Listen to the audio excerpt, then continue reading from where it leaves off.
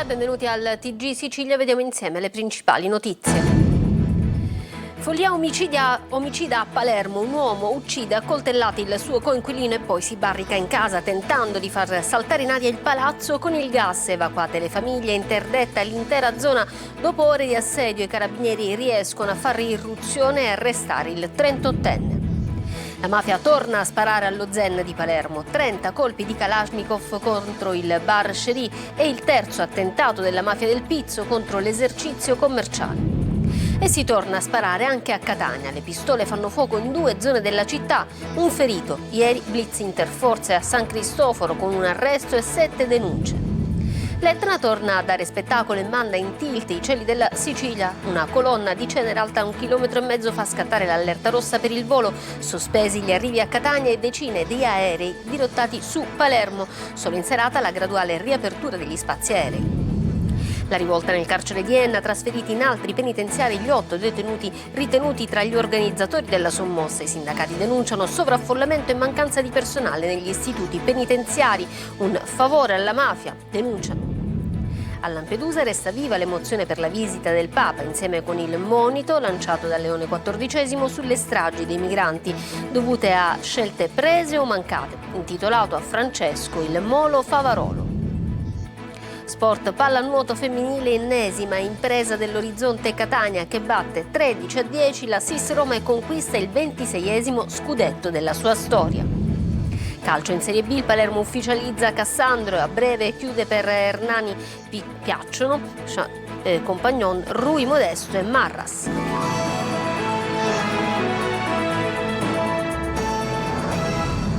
Dunque a Palermo è stata una domenica di paura. Un uomo uccide a coltellate il suo coinquilino, poi si barrica in casa in via Sampolo, vicino alla Fiera del Mediterraneo, e apre il gas. Strada chiusa, palazzo sgomberato, dopo ore di trattative, l'irruzione dei carabinieri. Manlio Viola. Si chiama Francesco Cusumano, l'uomo di 38 anni, protagonista della domenica di terrore andata in scena a Palermo. È stato fermato dai carabinieri dopo una irruzione in un appartamento di via San Polo, dopo circa 6 ore di trattative. Ora si trova in caserma dove dovrà rispondere davanti al PM delle accuse di omicidio e minacciata strage. La vicenda è iniziata intorno alle 11:30 del mattino in uno stabile di via San Polo 486 all'angolo con la centralissima piazza Don Bosco. Lì abitano 3 uomini, uno di questi è appena uscito per andare al mercato. Fra i 2 rimasti in casa scoppia una lite, l'ennesima, per questioni legate al pagamento delle bollette e dell'affitto. Al culmine dello scontro, Francesco Cusumano, 38 anni, accoltella mortalmente Francesco Spataro, di 53, e abbandona il cadavere nel pianerottolo. Poi si barrica in casa e apre il gas. I vicini chiamano i vigili del fuoco proprio per il forte odore di gas e i pompieri trovano il cadavere. Mentre arrivano i carabinieri torna anche il terzo inquilino. Lo stabile viene sgombrato, la strada viene chiusa. Simone abita proprio di fronte all'appartamento del secondo piano, teatro della vicenda. Conosciamo il terzo coinquilino perché mia moglie che è nata qua, quindi ha 40 anni che è qua. Ci conosciamo un pochino tutti nella zona.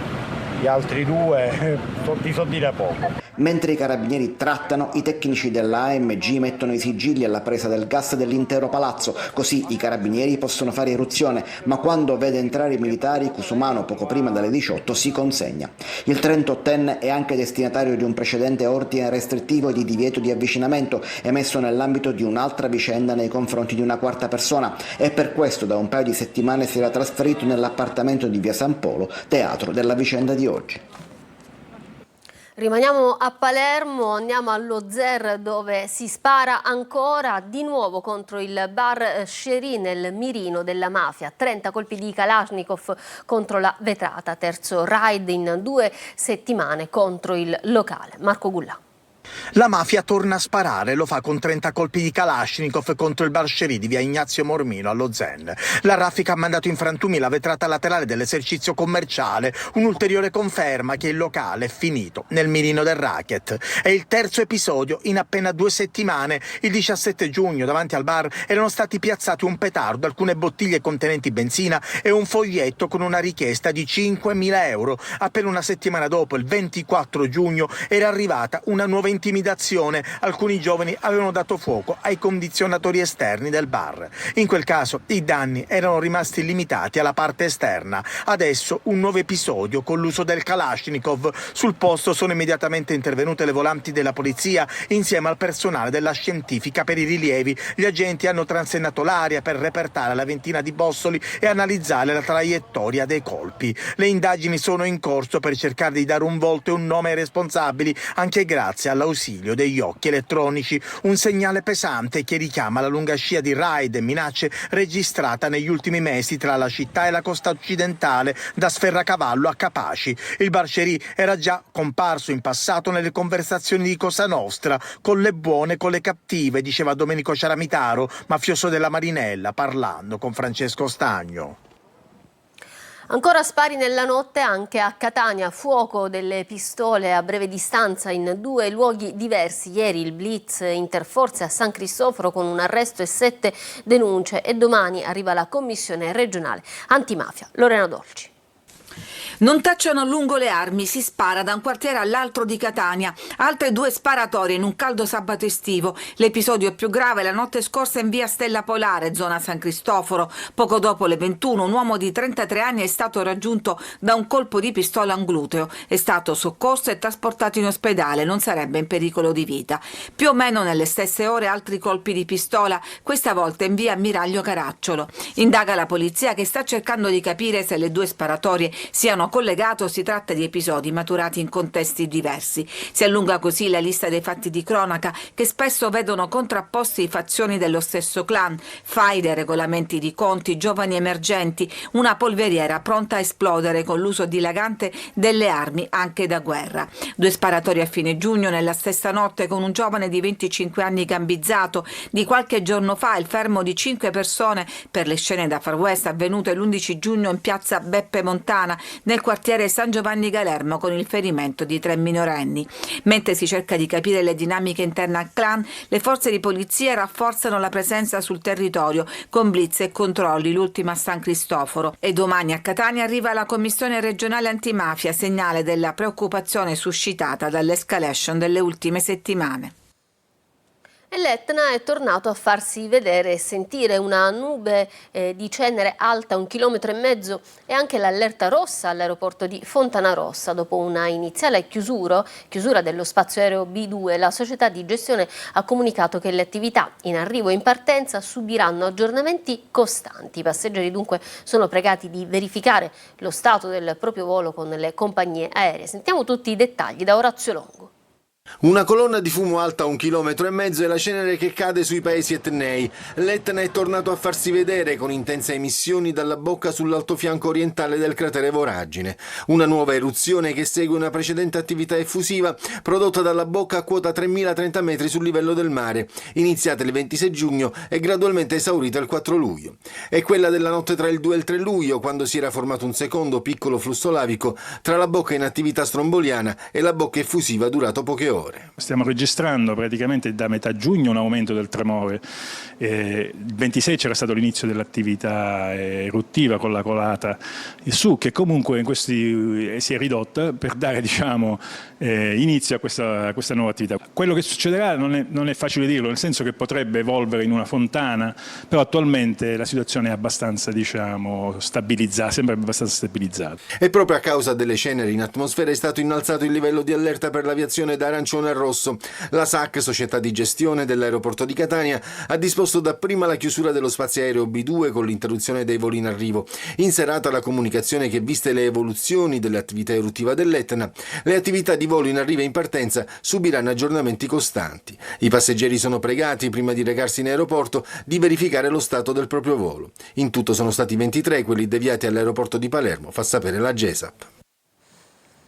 La rivolta nel carcere di Enna. Sono stati trasferiti in altri penitenziari gli 8 detenuti ritenuti tra gli organizzatori della sommossa. I sindacati tornano a denunciare sovraffollamento e mancanza di personale negli istituti penitenziari. Un favore alla mafia, denunciano. Emanuela Corsi. La tensione era palpabile da mesi, alimentata dai tanti sequestri di cellulari e droga che venivano introdotti all'interno dell'istituto. L'ultimo ieri mattina. È bastato poi il blocco temporaneo dei contatti con i familiari per una centralina fuori uso colpita da un fulmine a scatenare la violenta rivolta. È drammatico il bilancio della sommossa avvenuta ieri nella casa circondariale Luigi Bodenza di Enna. Padiglioni devastati, materassi dati alle fiamme e danni strutturali stimati in 200.000 euro. L'ordine è stato ripristinato solo in serata, dopo ore di altissima tensione, grazie all'intervento della polizia penitenziaria, supportata all'esterno da polizia, carabinieri, guardia di finanza e vigili del fuoco, impegnati a domare i roghi. Diversi agenti e detenuti sono rimasti lievemente intossicati dal fumo. 8 persone, i promotori della rivolta, sono stati arrestati e trasferiti. Per Aldo Di Giacomo, segretario del sindacato della polizia penitenziaria, è la prova che lo Stato ha perso il controllo degli istituti penitenziari. Dietro il pretesto del guasto telefonico si nasconde infatti una crisi strutturale esplosiva. Sovraffollamento da un lato, carenza di personale dall'altro. Una situazione che diventa terreno fertile anche per la mafia, che può agire indisturbata dentro le carceri al collasso. Un carcere permeabile consente alla criminalità di poter interloquire interno e esterno, e quindi il lavoro dei magistrati e delle altre forze di polizia, compresa la polizia penitenziaria, viene vanificata da questa situazione delle carceri. A Messina intanto un detenuto del carcere di Gazzi avrebbe colpito un agente con un pugno e avrebbe tentato di strangolarlo. Il GIP di Firenze ha revocato la misura cautelare dell'obbligo di dimora nel comune di Corleone per Maria Concetta Rina, la maggiore delle figlie di Totò Riina, indagata in concorso con il marito nell'inchiesta per estorsione aggravata dal metodo mafioso nei confronti di 2 imprenditori toscani. Adesso la donna è libera. Andiamo a Caltanissetta, dove si sono vissuti momenti di tensione questa mattina. Alla guardia medica un dottore ha dato in escandescenza arrivando a rinchiudere una paziente in una stanza. Ci racconta tutto Rita Cinardi. Urla, momenti di forte tensione e l'intervento di polizia, carabinieri e personale del 118. Mattinata movimentata alla guardia medica di Via Malta a Caltanissetta, dove un medico, al termine del turno notturno, è stato accompagnato al pronto soccorso dell'ospedale Sant'Elia dopo un episodio che ha richiesto anche l'intervento delle forze dell'ordine. Secondo una prima ricostruzione, il professionista avrebbe improvvisamente dato in escandescenza. Una paziente che si era presentata in guardia medica accusando un malore sarebbe stata rinchiusa dal medico in uno dei locali della struttura. A notare quanto stava accadendo è stata la collega arrivata per il cambio turno, che ha immediatamente chiamato il 112. Sul posto sono intervenute le pattuglie della Polizia di Stato, i carabinieri e un'ambulanza del 118 che ha trasportato il medico al Sant'Elia. Anche in ospedale il professionista avrebbe continuato a manifestare un forte stato di agitazione. Dopo essere stato visitato dallo psichiatra di turno, ha deciso di ricoverarsi volontariamente nel reparto di psichiatria. Le indagini dovranno ora chiarire l'esatta dinamica dell'accaduto. Il medico aveva appena terminato un turno di 12 ore. Se vi sia un collegamento con quanto accaduto, saranno gli accertamenti a stabilirlo. Di certo resta il tema del carico di lavoro che quotidianamente grava sui camici bianchi impegnati nella continuità assistenziale. Dopo la visita del Papa ieri a Lampedusa resta vivo il monito del pontefice sulla questione dei migranti e sui morti nel Mediterraneo. Nessuno può tirarsi indietro, ha detto Papa Leone XIV, una situazione figlia di scelte fatte anche di decisioni non prese. Intitolato a Papa Francesco il Molo Favarolo, come ci racconta la nostra inviata Adelaide Barbagallo.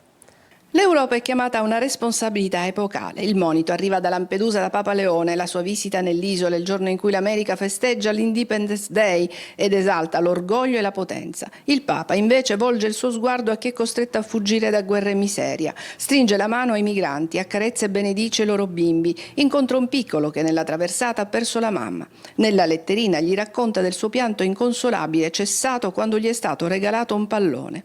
Il pontefice punta il dito su un sistema economico mondiale che genera povertà ed esclusione, sulla paura che alimenta pregiudizi e disprezzo, su chi lucra sul dramma altrui. Una preghiera al cimitero, l'attraversamento della Porta d'Europa che conduce idealmente dall'Africa al vecchio continente, l'intitolazione del Molo Favarolo a Papa Francesco, infine la messa al campo sportivo, accolto da 4.000 fedeli. I morti nel Mediterraneo ci riguardano, ammonisce il Papa. I morti in questo mare sono vittime sia di decisioni prese sia di decisioni mancate. Siamo qui perché il mondo di oggi e di domani sia più umano, più giusto e fraterno per tutti, ha detto Papa Leone. Infine ha salutato i lampedusani con il tipico e caloroso saluto locale. Osha. Osha.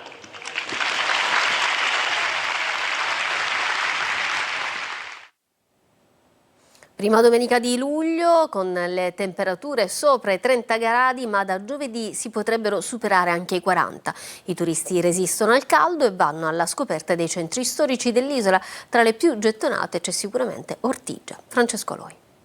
Fa caldissimo, sì, tanto caldo. Però è rinfrescante qui vicino alla fontana, girando si trova un po' di rifrigerio. Il gorgoglio della fontana a Ortigia allevia il caldo. I turisti si avvicinano e scattano qualche foto. A Siracusa i turisti amano farsi una foto con l'acqua dietro. Nel centro storico di Siracusa si va a caccia di storia e cultura. Adesso abbiamo visitato qui la fontana di Diana, andiamo a vedere il Duomo e poi anche un po' di mare, sì, anche. Arrivato da Canada a Toronto e qua sta caldo morire, troppo caldo. E c'è chi ne approfitta per andare in spiaggia. Questa è Cala Rossa, a 2 passi dal Duomo. Veramente bellissimo, poi dopo la sessione, gli esami, l'università, la scuola, qualsiasi cosa sia, è veramente rigenerante. Spiagge piene comunque in tutta la regione, da Catania a Palermo. E da metà settimana in Sicilia arriverà il gran caldo. Parola dell'esperto. Raggiungeremo così valori nelle zone di pianura dell'interno fino a 40 gradi, mentre sulla costa andrà meglio, anche se anche qui le temperature sono destinate ad aumentare. Il mare quindi sarà necessario. Quello cristallino di Lampedusa lo si potrà raggiungere con questo nuovo traghetto, il Costanza Prima di Sicilia, provato proprio nel giorno della visita di Papa Leone.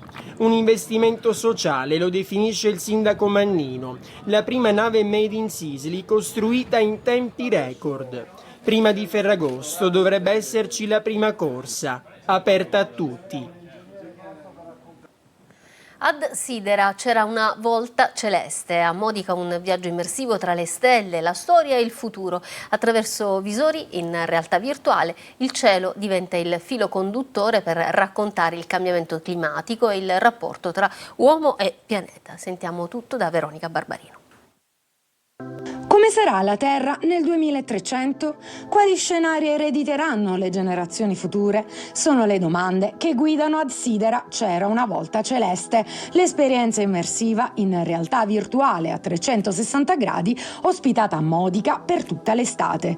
Scritta e diretta dalla regista e astrofotografa Alessia Scarso, l'opera invita il pubblico ad alzare lo sguardo verso il cielo per riflettere sul destino del pianeta. Attraverso visori VR gli spettatori vivranno un viaggio nella storia, dalle prime civiltà che interpretavano il cielo osservando le stelle fino a una realistica proiezione dell'anno 2300. Grazie infatti alla collaborazione con il progetto Cassandra, una piattaforma tecnologica con intelligenza artificiale che elabora dati ambientali, è stato possibile prevedere 2 scenari. Abbiamo 2 ipotesi. Il primo è che nel 2300 avremo una desertificazione della Sicilia.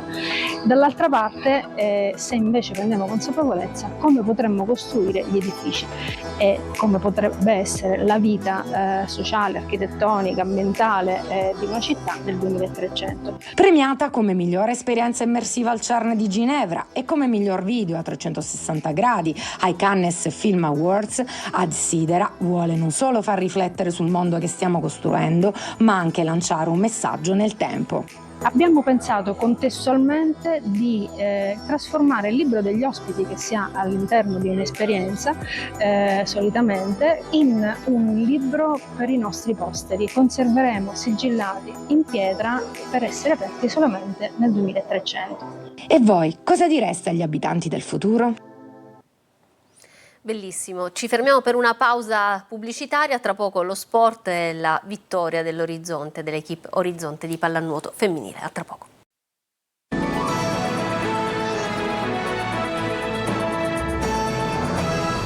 Ritorniamo in studio con lo sport, la pallanuoto femminile, perché l'Orizzonte entra nella leggenda. Le Etnee battono 13-10 la SIS Roma e conquistano così il 26esimo scudetto di pallanuoto femminile. Martina Miceli dice: è dedicato alle mie ragazze e alla città di Catania. Tonino De Mano. È un Orizzonte no limits, capace di mettere in bacheca 26 scudetti, gli ultimi 7 consecutivi. Il cielo di Ostia è rosso-azzurro, con le catanesi che battono la SIS Roma nella finalissima scudetto al termine di una sfida intensa ed avvincente. Non inganni il definitivo 13-10, visto che la gara è stata un concentrato di spettacolo ed emozioni. Grande equilibrio nel primo tempo, chiuso in parità 2-2, poi l'allungo di Roma 3-1 il secondo parziale e la controffensiva delle Etnee che piazzano un perentorio 7-2 che ribalta la storia. Nell'ultimo parziale c'è solo da respingere il tentativo di ritorno delle giallorosse prima di mettere le mani sull'ennesimo trofeo. Ed eccola la Coppa, che vale il 26esimo titolo nazionale. In queste immagini l'arrivo all'aeroporto Fontanarossa di Catania. Poche ore di sonno, tanta stanchezza e altrettanta soddisfazione per l'allenatrice Martina Miceli. Alla lunga è venuta fuori la nostra miglior qualità e la nostra miglior preparazione, quello sicuramente. Una dedica. Giuseppe, Giorgio, che è come se stessero qua con noi. Mi piace dedicarla a ogni ragazza perché veramente se la sono sudata, e a ogni persona che sta dietro le quinte nel nostro staff. E vorrei dedicarla alla città di Catania. Gli fa eco il presidente Tania Di Mario. Vorrei fare un grandissimo ringraziamento soprattutto alle ragazze, perché è stata una finale difficilissima, forse nella mia top 3 delle finali difficili. Devo dire che oggi sono un presidente orgoglioso. Scudetto e Coppa Italia in bacheca per una leggenda chiamata Orizzonte. Il calcio adesso, perché il Palermo ufficializza Cassandro e a breve ci sarà la fumata bianca anche per Hernani. Occhi puntati su Compagnon del Venezia. Marco Gulla. Dopo Estevez, da ieri ufficiale anche Tommaso Cassandro, difensore acquistato dal Como e nelle ultime stagioni in prestito al Catanzaro. Il Palermo accelera sul mercato anche perché da venerdì inizierà il ritiro in Trentino Alto Adige. A breve sarà ufficiale anche il centrocampista Hernani, in arrivo dal Monza. L'attenzione del direttore sportivo rosanero Carlo Osti adesso si focalizza sulla linea mediana, dove il nome in cima alla lista dei desideri resta stabilmente quello di Simone Trimboli del Mantova, ma c'è anche la Cremonese. Come esterno offensivo sta prendendo quota con grande convinzione il profilo di Mattia Compagnon del Venezia, considerato un innesto ideale. Sul taccuino di Osti restano stabili e vive le candidature di Pontus Alquist dal Parma, di Rui Modesto e dei due gioielli del Mantova Davide Bragantini e Tommaso Marras. Per quanto riguarda il fronte che conduce al giovane talento Emanuele Rao, i contatti con il Napoli rimangono aperti e la pista è da considerarsi assolutamente viva. L'operazione richiede però una necessaria fase di attesa, prima le valutazioni di Max Allegri. Sul fronte delle uscite non si registrano invece novità rilevanti, si attendono offerte per giocatori come Gomez, Blen e Brunori che non rientrano nel progetto tecnico del club. Tante trattative in corso per il Catania che, dopo aver cambiato i vertici tecnici, punta a rinnovare l'organico in tutti i reparti. Sergio Colosi. Il mercato del Catania entra nel vivo e servirà un'accelerazione in vista della doppia fase del ritiro, la prima al Massimino, la seconda a Norcia, per consegnare a Longo nei tempi previsti la base tecnica su cui lavorare. Compito non semplice per Varrà, in considerazione dell'organico da rinnovare sotto l'aspetto numerico, contrattuale e qualitativo, con un abbassamento dell'età media. Di obiettivi ce ne sono già tanti. Contatti avviati con il Crotone per quei calciatori che Longo conosce bene per averli allenati negli ultimi 2 campionati. Per la mediana interessano Vinicius e Gallo, per l'attacco Musso 9 gol quest'anno e Zunno, per la difesa Di Pasquale. Oltre a Capomaggio e Scognamillo, che difficilmente lasceranno Salerno e Benevento, varrà un dialogo aperto con l'attaccante Ferdinando De Sole, con cui ha lavorato a Potenza. Per Gori invece rischia di aprirsi un'asta a 3, Catania, Padova e Pescara. Parecchi estimatori per Andrea Rizzopinna, il cui cartellino è valutato dal Cosenza €500.000, trattabili comunque. Sul fronte dei rinnovi Allegretto sembra pronto, Concelli l'accordo ancora non c'è. Ancora una pausa, ritorniamo tra poco.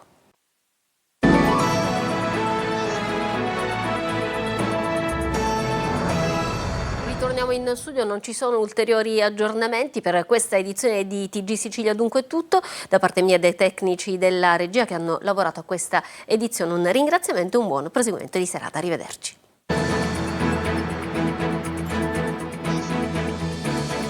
Entra nel mondo dell'informazione con l'app Sicilia Web. Resta sempre aggiornato con le news e le live in diretta.